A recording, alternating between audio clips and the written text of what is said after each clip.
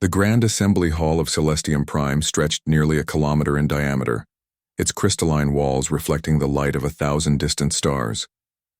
Representatives from over 300 civilizations filled the tiered seating, their forms as varied as the worlds they came from. Some floated in containment fields, others stood on multiple legs, and a few existed as pure energy contained within elaborate vessels. Today they had gathered for what many considered a minor formality, reviewing Earth's application for Galactic Council membership. Ambassador Chen Wei stood at the center podium, a small figure dwarfed by the enormous space around him. His dark suit seemed plain compared to the exotic forms and technology surrounding him.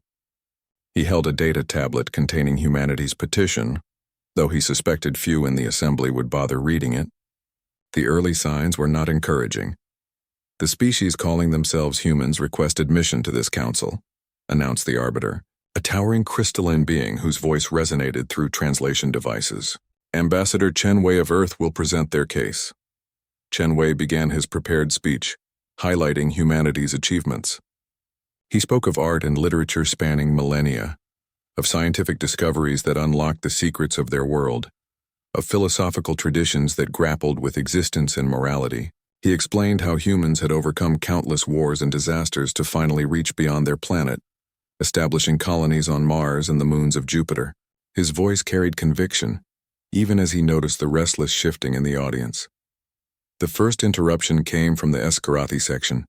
Their representative, a massive reptilian creature with scales that shifted through various shades of green, let out a hissing laugh that his translator rendered as words. "Forgive the interruption, but this assembly grows tedious. This species claims advancement, yet they still use chemical propulsion." Chemical. They burn refined hydrocarbons to push metal containers through space. My ancestors abandoned such methods 12,000 years ago. Laughter rippled through the assembly. Chen Wei felt his jaw tighten but maintained his composure. "Our methods may be simple, but they are effective. We have successfully—" "Effective?" A melodious voice interrupted from above. The Lumini representative, a being of flowing light contained in a vaguely humanoid shape, seemed amused. "Your fastest vessels require months to traverse your own small solar system. Our consciousness transfer technology allows instantaneous travel across sectors. Your species is trapped by the limitations of biological transport, shackled to slow metal shells. You are children playing with fire, claiming to understand the sun." More laughter. Chen Wei noticed that even the usually diplomatic Velori, gentle beings whose civilization was renowned for art and philosophy, were exchanging knowing glances. He pressed forward with his speech, but the assembly had already made up their collective mind. A Draken merchant lord spoke next, his triple-jointed arms gesturing dramatically. "We have reviewed Earth's military history. 7 major planetary conflicts in the last century alone, hundreds of smaller wars. Your species cannot even achieve peace among yourselves. Yet you wish to join a galactic community? What assurance do we have that human violence will not spread beyond your small world?" "We have learned from our mistakes," Chen Wei responded, his voice steady despite his frustration. "Our conflicts taught us the value of cooperation. The United Earth government represents—" "A temporary arrangement," interrupted the Scarathi delegate. "Your species has formed and dissolved such governments before. You lack the evolutionary stability required for true civilization. Some species are simply not ready, human.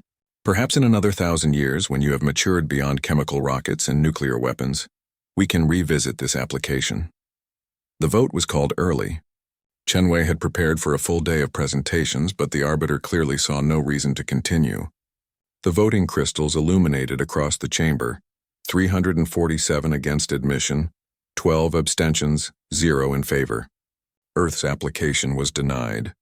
More than that, the Council assigned Earth to probationary observation status, which effectively meant humanity was considered too primitive to warrant serious attention. Chen Wei gathered his materials in silence as the assembly moved on to other business. A trade dispute between the Velori and the merchant guilds, apparently far more important than humanity's future. He walked through the corridors of Celestium Prime toward the docking bays, his footsteps echoing on floors made of materials Earth scientists could not yet identify. "That could have gone better," said a voice behind him.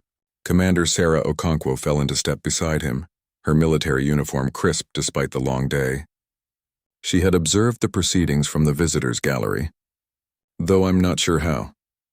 They made their decision before I opened my mouth, Chen Wei said quietly. We were entertainment. A curiosity to laugh at before moving on to serious matters. Perhaps, Okonkwo said.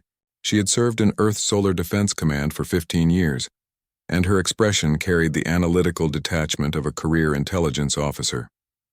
But did you notice the Skarathi delegate when you mentioned our military history? Chen Wei frowned, trying to recall. He interrupted me, made a joke about our weapons before that. For just a moment, when you referenced the world wars and the tactical innovations they produced, watch the recording later. His pupils dilated. His scales shifted to a darker shade. Those are Skarathi fear responses. Fear. They seem nothing but contemptuous, Okonkwo nodded slowly. Contempt can mask fear. The Lumini dismissed us for being slow. The Draken questioned our stability. But the Skarathi? They specifically warned about human violence spreading. They worried not about whether we could threaten them, but whether we would. They reached the human diplomatic vessel, a modest ship by galactic standards. The crew was already preparing for departure, eager to leave behind this humiliation. Chen Wei paused at the airlock, looking back toward the massive station where humanity had been judged and found wanting. What difference does it make? He asked. We're denied. We're irrelevant to them. Maybe, Okonkwo said. But irrelevant things can surprise you. They assumed our primitive technology means primitive thinking. They forgot something important. What's that? Weapons don't determine how dangerous you are. Strategy does. And humanity has spent its entire history developing strategy for warfare against equally intelligent opponents. Most of these species achieved spaceflight during peaceful eras. They invented star drives to explore, not to escape destruction. We built rockets to deliver nuclear weapons. Every innovation in human space travel came from the military first, exploration second. They mock our chemical propulsion, but they don't ask why chemical propulsion was good enough to push warheads halfway around a planet in 30 minutes. Chen Wei considered this as the airlock cycled. Perhaps humanity had been judged today, but the galaxy had revealed something about itself as well. It was comfortable, complacent, and certain of its superiority. Those were dangerous assumptions. As their ship pulled away from Celestium Prime, heading back toward the distant yellow star humans called home, neither of them knew that the peaceful galactic order they had just witnessed was about to shatter. The Skarathi had indeed feared humanity, but not enough to prevent them from making a catastrophic mistake. They would learn their error soon enough. The whole galaxy would. The long journey home stretched ahead, carrying news of failure. But failures, as humanity knew better than most species, were often the moments when the most important lessons were learned. General Marcus Torres stood in the war room deep beneath the Rocky Mountains, watching the holographic replay of the council proceedings. Around him, officers from Solar Defense Command studied the same footage, analyzing every word and gesture from the alien representatives. The rejection still stung 3 days later, but Torres had experienced enough failures in his career to know that setbacks revealed as much as victories. Freeze there, Torres said, pointing at the moment when Chen Wei mentioned nuclear deterrence theory. The Skarathi delegate's scales had shifted color subtly. Commander Okonkwo was right. That's a fear response. They understood something the others missed. Captain Rahman from Strategic Analysis leaned forward. They recognized that our weapons development wasn't just about killing, sir. It was about preventing wars through the threat of total destruction, mutual assured destruction. Most species never developed that concept because they never needed it. Torres nodded. The irony was profound. Humanity had been rejected for being too violent, too unstable, too primitive. But violence and instability had taught humans lessons that peaceful species never learned. The galactic community had achieved spaceflight through cooperation and curiosity. Humanity had reached the stars through competition and fear. The first human satellite had been launched during the Cold War, when two superpowers pointed enough nuclear weapons at each other to end civilization.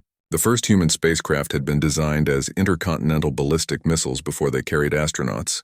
The same rockets that lifted exploration vessels had been created to deliver destruction across continents in minutes. While aliens had developed star drives to visit new worlds, humans had developed them to escape a planet they had nearly destroyed multiple times. Pull up our current defensive capabilities, Torres ordered. The hologram shifted, displaying the solar defense fleet. 57 capital ships, 218 smaller vessels, orbital defense platforms around Earth and Mars, and weapons systems the galactic community would consider horrifyingly crude. Kinetic weapons, nuclear torpedoes, cyber warfare suites developed from decades of human hackers attacking each other, railguns that used electromagnetic force to launch projectiles at incredible speeds. Nothing exotic, nothing elegant, just proven systems designed to kill efficiently. They laughed at our chemical propulsion, Torres said quietly. They didn't ask why we could go from surface to orbit in 8 minutes when it takes them an hour. They have better engines, more efficient, more comfortable, but ours were designed for rapid deployment. Launch on warning. Get the missiles in the air before the enemy's missiles arrive. Speed over comfort, always. The briefing was interrupted by an urgent communication. Admiral Yuki Tanaka appeared in the hologram, transmitting from the Outer System Patrol. Her expression was grave. General, we're receiving distress signals. Multiple sources. The Velori system is under attack. The war room went quiet. The Velori were one of the more established species, known for their beautiful garden worlds and philosophical traditions. They had abstained from voting on Earth's application, which was closer to courtesy than most species had shown. Who's attacking them? Torres asked. The Skarathi hegemony. They've moved a battle fleet into Velori space and are demanding surrender of 3 colony worlds. The Velori are calling for council intervention, but Tanaka hesitated. Sir, the council has scheduled an emergency session in 3 weeks to discuss proper response protocols. 3 weeks. Torres exchanged glances with his officers. In 3 weeks, the Skarathi could conquer a dozen worlds. This was the weakness of a peaceful bureaucracy. They had forgotten how quickly wars could move, how rapidly aggressive action could reshape a region. Are there other attacks? Rahman asked. Yes, sir. Intelligence shows Skarathi fleet movements toward 4 other smaller civilizations, all species that lack significant military forces. The pattern suggests a coordinated expansion campaign. Torres walked to the strategic display showing known space. The Skarathi hegemony was large and prosperous with no obvious reason for sudden expansion. Unless the reason was opportunity. They had watched the council's slow deliberations, its peaceful processes, its tendency toward endless debate over decisive action. They had calculated that they could seize territory faster than the council could organize a response. They're testing the council, Torres said. If this works, if they can take these worlds without significant pushback, others will follow. The peaceful order that's existed for centuries will collapse. Species will arm themselves. Old grudges will resurface. We could be looking at a galactic war within a decade. That's not our problem, sir, said Colonel Petrov from Ground Forces. Earth isn't part of their community. They made that clear. We have no obligations here. Torres was quiet for a long moment. The colonel was right in a way. Humanity owed these species nothing. They had been mocked, rejected, dismissed as primitive. Earth could watch the galaxy burn and focus on its own survival, but that wasn't who humans were. For all their violence, for all their wars and conflicts, humans had also developed strong concepts of justice and intervention. They remembered the cost of standing by while aggression went unchallenged. Their history was filled with lessons about the price of isolation. How many ships can we deploy to Velori space? Torres asked. The room erupted in objections. Admiral Chen from Fleet Command spoke over the others. General, with respect, we have no authorization for military intervention. Earth's government hasn't approved any action. The Council hasn't requested our assistance. If we insert ourselves into this conflict, then we'll face consequences, Torres finished. Court-martial, probably. International incident, certainly. But the Velori are dying while the Council schedules meetings. Someone has to act. The Council will see it as human aggression, Rahman warned. They already fear our violent nature. If we deploy military force without permission, it confirms everything they said about us. Torres smiled grimly. They're going to fear us either way, Captain. Better they fear us for helping than for standing aside. Send a message to Admiral Tanaka. She's authorized to take 7 carriers and appropriate support vessels to Velori space. Rules of engagement. Defend Velori assets, avoid escalation where possible, but do not allow Skarathi forces to complete their invasion. 7 carriers against a hegemony battle fleet? Petrov looked shocked. Sir, intelligence estimates they have at least 40 capital ships in that region. Then it's a fair fight, Torres replied. He turned to the communications officer. Get me a secure channel to Admiral Tanaka, and someone notify the Secretary General. Tell him I'm probably going to need a good lawyer. As orders went out and the war room burst into coordinated chaos, Torres watched the star map. Humanity had been deemed too primitive to join galactic civilization. Too violent. Too unstable. Perhaps they were right. But being primitive meant humans remembered how to fight in ways these peaceful species had forgotten. Being violent meant humans understood the brutal mathematics of warfare. Being unstable meant humans were willing to take risks that more comfortable species would never accept. The Escarathi had made a mistake. They had seen human rejection as confirmation of weakness. They had assumed that a species dismissed by the Council was no threat to the hegemony. They were about to learn the difference between being primitive and being harmless. The lesson would be expensive. The Velori home system was beautiful even under siege. 3 garden worlds orbited a stable yellow star, their surfaces covered in vast forests and crystalline cities that caught the sunlight like jewels. Now Escarathi warships hung in orbit around 2 of those worlds, their weapons trained on population centers below. The message was clear: surrender or face bombardment. Admiral Kenji Tanaka studied the tactical display aboard the carrier Indomitable. Her fleet had arrived quietly, emerging from faster-than-light travel at the system's edge and approaching under minimal emissions. 7 carriers, 32 destroyers, and 42 support vessels, against a Escarathi force more than double their size. The numbers were not encouraging, but numbers only told part of any story. Admiral, we're receiving a transmission from the Velori Defense Coordinator, her communications officer reported. They're grateful for our arrival but concerned about our chances. They're asking if we're certain we can help.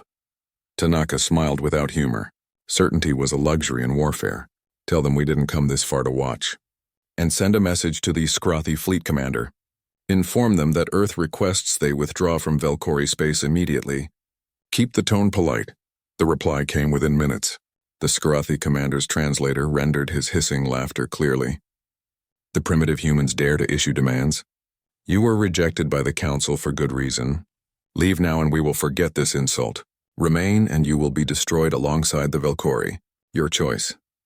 Log that as an official hostile response, Tanaka said calmly. All ships, implement Protocol Sigma. Time to show these reptiles what primitive really means. Protocol Sigma had been developed by human strategists studying galactic warfare conventions. Those conventions were elegant and civilized. Fleets approached each other at respectful distances, exchanged energy weapons fire in organized patterns, and generally conducted war with the efficiency of a chess match. Casualties were calculated and acceptable. Battles followed predictable patterns that military academies had studied for centuries. Human warfare was nothing like that. Humans had learned to fight against equally intelligent, equally desperate opponents who would use any advantage to survive. Rules were suggestions. Honor was secondary to victory. Elegance meant nothing compared to effectiveness. The human fleet scattered. Instead of forming a defensive line as galactic conventions dictated, the ships broke into seemingly random groups. They launched clouds of small objects that the Escarathi sensors initially dismissed as debris. They fired missiles that moved in erratic patterns rather than straight lines. They released electronic warfare drones that began broadcasting false sensor signatures across hundreds of frequencies. The Escarathi commander was initially amused.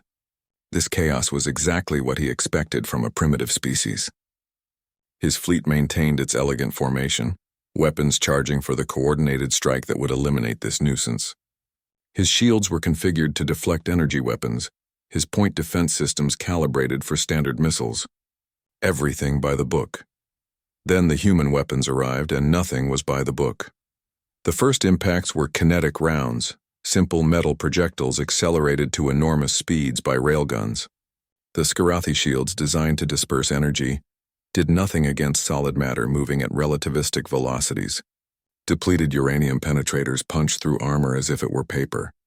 Ships that had survived centuries of conventional warfare were suddenly hemorrhaging atmosphere and crew. Next came the nuclear torpedoes, not elegant plasma weapons or sophisticated antimatter devices, but crude fission bombs that humans had developed in their most desperate century. They detonated not near ships but in the spaces between them, creating expanding spheres of radiation and debris. The Escarathi fleet's beautiful formation became a fatal weakness as shrapnel from destroyed vessels shredded their neighbors. The Escarathi commander tried to adapt, ordering his ships to scatter and reform. but the human electronic warfare was disrupting his communications. Orders were garbled or intercepted. False contacts appeared on every screen.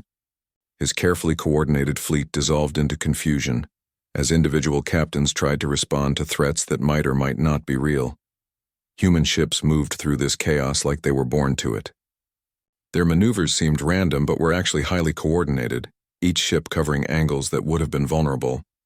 They didn't stand and trade fire like civilized fleets.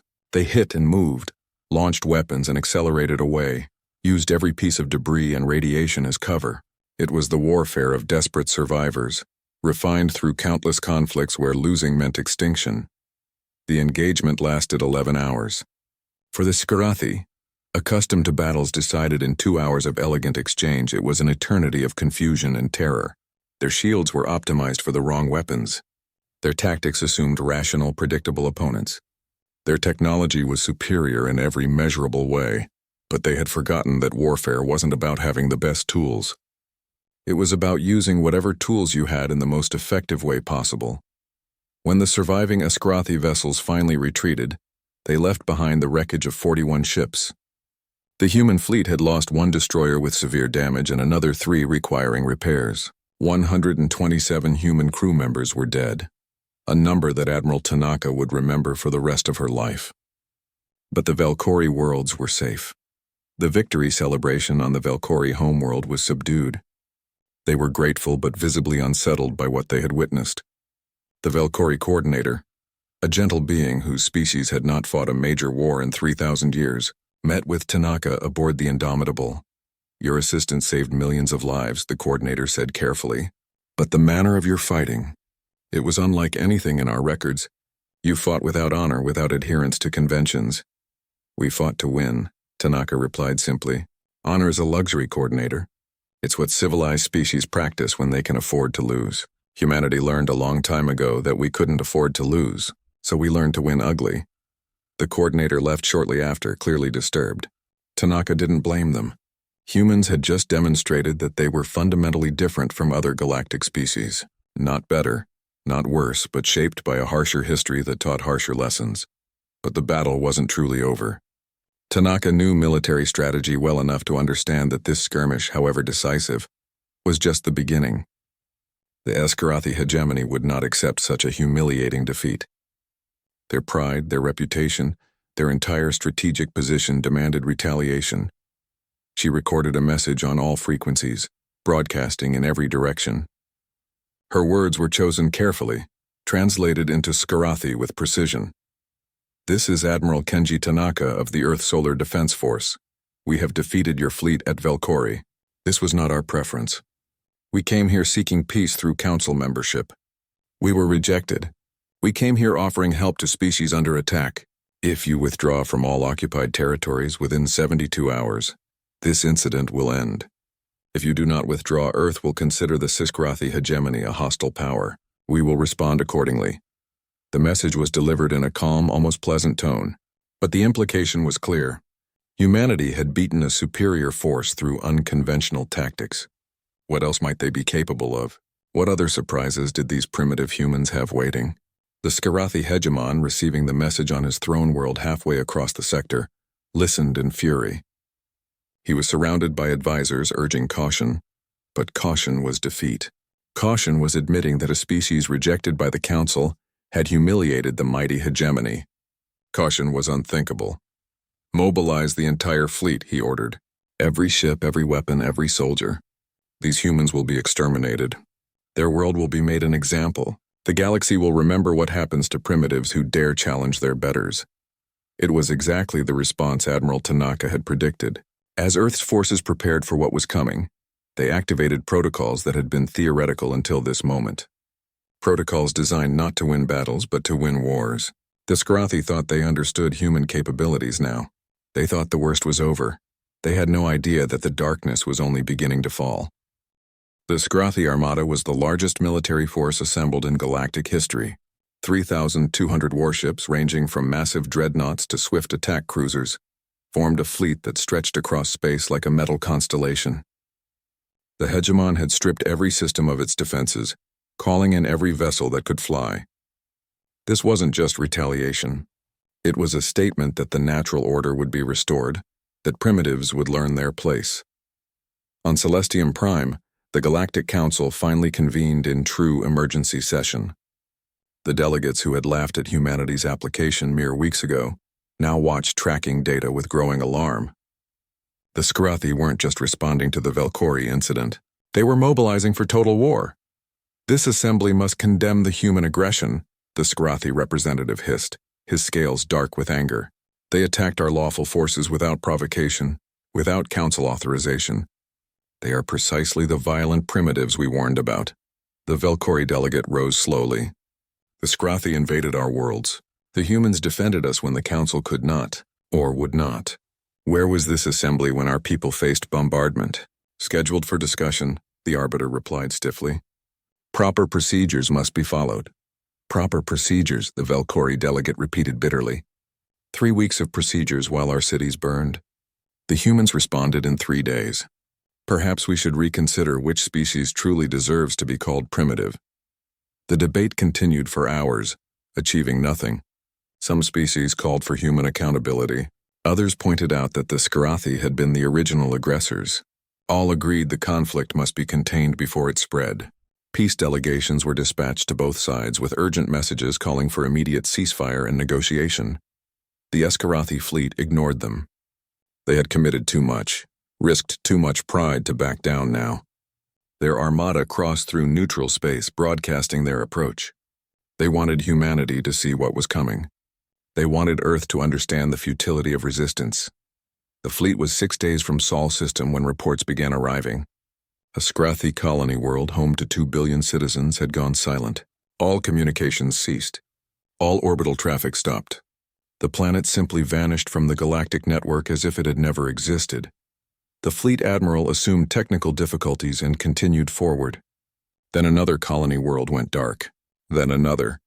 Within 20 hours, 7 Scarathi colony worlds had lost all contact with the outside universe. The pattern became clear when scout ships reached the first silent system. They found human vessels, small and fast, positioned throughout the orbital space. These ships weren't attacking the planet or engaging defense stations. They were simply destroying everything that moved. Every satellite, every communications relay, every cargo freighter attempting to enter or leave the system. The colony below was intact but completely isolated. No messages in or out. No trade, no travel, no connection to the hegemony. The scout ships tried to break through and were destroyed with clinical efficiency. The human forces had transformed the system into a prison where the walls were made of silence. The colony could see the stars but couldn't reach them. The Scarathi fleet admiral faced an impossible choice. His orders were to attack Earth, but his colonies were being systematically isolated. He couldn't divide his forces without weakening the main attack.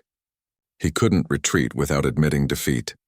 He pressed forward, certain that once Earth itself was threatened, the humans would have to recall their forces. More colonies went dark. The human hunter-killer groups were moving faster than the Scarathi could respond, appearing in systems far from the main fleet's path. They weren't conquering worlds. They were severing connections, cutting communication lines, isolating populations. It was a strategy from Earth's own history. Economic warfare, blockades designed to strangle rather than strike. The galactic community watched in horror. This wasn't conventional warfare. This was systematic isolation on an interstellar scale. Billions of Scarathi citizens found themselves cut off from civilization, trapped on their own worlds with no way to call for help or even know what was happening. The psychological impact was devastating. Then came the broadcast that changed everything. It appeared simultaneously on every frequency, in every system. The transmission was simple. A human face speaking calmly, flanked by tactical displays. General Marcus Torres sat in what appeared to be a command center, his expression neutral. This message is directed to the Scarathi hegemon and his advisors. Your fleet currently advances toward Earth. You believe this show of force will restore your reputation and punish humanity for its presumption. You are mistaken. The display behind Torres shifted, showing the Scarathi homeworld. Orbital traffic moved normally. Cities glowed with life. Nothing seemed wrong. 6 hours ago, stealth probes launched weeks ago reached your home system. They are now in position over Scarathi Prime and every major population center in your core worlds. These probes contain kinetic bombardment systems, no exotic technology, no sophisticated weapons. Simply tungsten rods and gravity. Each rod, when released, will strike the surface with the force of a nuclear weapon. 50 rods per major city. You have 200 major cities across your 3 core worlds. The display showed trajectories, mathematical calculations, impact zones. The presentation was educational, almost clinical. No threats, no dramatic language, just facts. If these systems activate, your homeworlds will experience extinction-level events within hours. Your species' cradle will become uninhabitable for generations. We are providing you this information so you understand your situation completely. You face a choice. Torres leaned forward slightly. His voice remained calm, almost gentle. You have 12 hours to withdraw from all occupied territories. You will dismantle your offensive fleets, keeping only system defense forces. You will submit to monitoring by independent observers. You will pay reparations to species you have attacked. If you comply, the orbital weapons remain inactive and will be removed within 30 days. If you refuse, if you continue toward Earth, if you make any aggressive move toward any species in the coming months, your homeworlds end. Your civilization ends. Your species survives only in scattered colonies, forever knowing their cradle was turned to ash. The transmission ended. The galaxy reacted with shock and outrage. The Lumini delegate called it terrorism. The Dracon merchant guilds demanded human accountability. Even the Velori, who owed humanity their freedom, expressed deep discomfort with this level of threat. But privately, military analysts across the galaxy were reviewing the same data. The humans had positioned weapons over the Skrothi homeworld weeks ago, before the battle at Velori, before the Armada had been mobilized. This wasn't a desperate reaction. It was a calculated strategy implemented with patience and precision. The humans had studied the Skrothi culture and understood that they valued pride above caution, reputation above survival. So humanity hadn't offered them a fair fight where honor could be preserved. They had offered mutually assured destruction, the doctrine that had prevented Earth's own nuclear powers from destroying each other for a century. The hegemon received the message in his throne room, surrounded by military advisors whose scales had gone pale. His first instinct was defiance. Then his intelligence chief showed him the probe locations, confirmed by their own sensors. The weapons were real. The humans weren't bluffing about having positioned them.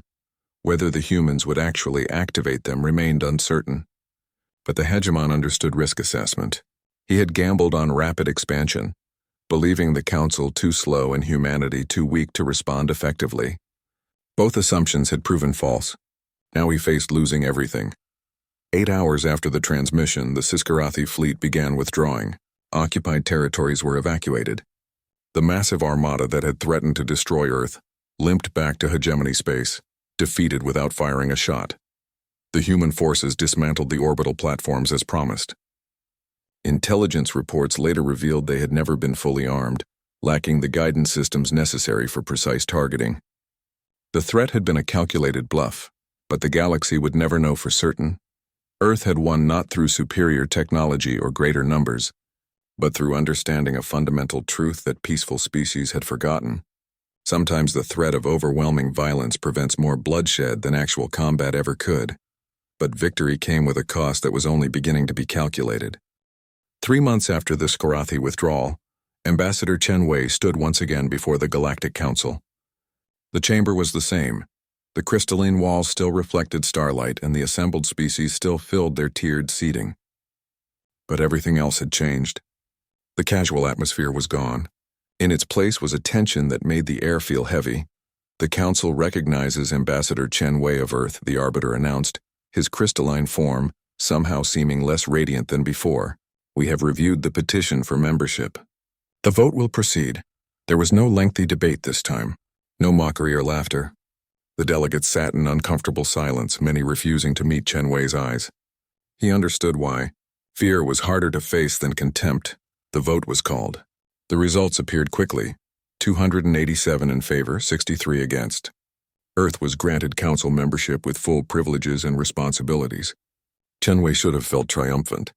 Instead, he felt hollow. The Lumini representative spoke first, her voice no longer melodious but sharp. Let the record show that this vote is made under duress. The species called humans has demonstrated a capacity for violence that exceeds all projections. They held an entire civilization hostage. They proved willing to commit genocide to achieve strategic objectives. We accept them into this council not as peers, but as a threat that must be contained. The Dracon merchant lord nodded agreement. Earth's tactics were beyond any civilized standard. They didn't fight a war. They terrorized populations, isolated civilians, and threatened to exterminate billions. What manner of beings considers this acceptable? Chen Wei had prepared for celebration, not accusation. He gathered his thoughts carefully before responding. We are survivors. For 10,000 years, humanity perfected the art of killing each other. We fought wars that could have ended our species dozens of times. We developed weapons that could destroy our world in hours. We learned to think in terms of total victory or total destruction because those were our only options. He paused, letting his words settle. You dismissed our chemical rockets as primitive. You didn't ask why a species would develop propulsion systems that could go from ground to orbit in 8 minutes. They were designed as weapons first, exploration tools second. You laughed at our nuclear devices. You didn't consider that we understand planet-killing yields better than species who never faced extinction by their own hand. The Velori delegate spoke quietly. You saved our worlds. We are grateful. But the price of that salvation was showing the galaxy that humans think differently than we do. You don't fight for honor or follow conventions. You fight to win, whatever the cost. Yes, Chen Wei said simply. Because losing isn't an option we learned to accept. You criticize our methods, but your methods would have taken 3 weeks to organize while colonies burned. The Sikarathi counted on your procedures, your debates, your civilized slowness. We didn't give them that luxury.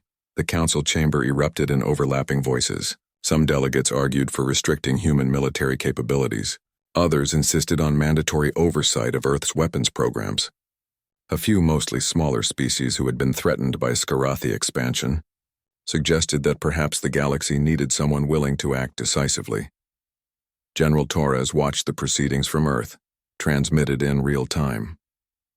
His staff gathered around the display, faces reflecting mixed emotions. They had won. They had proven human capabilities. They had forced the galaxy to take humanity seriously, but respect born from fear was a bitter victory. They'll never trust us, Captain Rahman observed, even the species we helped. We scared them as much as we scared the Sikarathi. Torres nodded slowly. Trust is earned through years of cooperation. Fear is immediate. We took the shortcut because we had no choice. Now we live with the consequences. The vote for council membership had included provisions. Human military forces would be subject to periodic inspections. Earth would submit detailed reports on weapons development. Human vessels would carry council observers on long-range missions. It was membership wrapped in surveillance, acceptance bound with suspicion. Commander Okonkwo reviewed intelligence assessments from across the galaxy. The reports painted a complex picture. Some species were already requesting human military advisors, wanting to learn the tactics that had defeated a superior force. Others were quietly increasing their own military spending, determined never to be vulnerable to human aggression. Trade agreements were being offered, but always with careful provisions and escape clauses. We've created a new dynamic, Okonkwo said during a private meeting with Torres. For centuries, the Galactic Order was based on consensus and procedure. Now there's uncertainty. Species are remembering that power matters, that aggression can succeed if no one is willing to stop it decisively. And they blame us for reminding them, Torres replied, as if the Sikarathi expansion was our fault rather than their complacency. The truth was complicated. The Sikarathi had exploited a system grown soft through centuries of peace. Humanity had stopped them using methods that violated every civilized standard. Both things could be true simultaneously. The galaxy was safer because of human intervention, but it was also more uncertain, more fearful, less innocent. On Celestium Prime, Chen Wei and Commander Okonkwo met privately after the session ended. They found a viewing platform overlooking the station's central plaza, watching the constant flow of alien species going about their business. Life continued. Trade, diplomacy, cultural exchange, all the things that made galactic civilization function. We proved we could bring darkness to their worlds, Okonkwo said quietly. Isolate their colonies, threaten their homes. We demonstrated capabilities they didn't think primitives could possess. And now they wonder what else we're hiding, Chen Wei finished. What other surprises humanity has waiting? Whether we'll use these methods against them if we decide they're threats. Below them, a group of young Velori students passed by, their translator devices chattering about art and philosophy. They were alive because human warships had fought with brutal efficiency. Their parents slept safely because humanity had threatened genocide. The students would never know how close they came to losing everything, or what prices were paid for their security. Can we convince them we'll also bring light?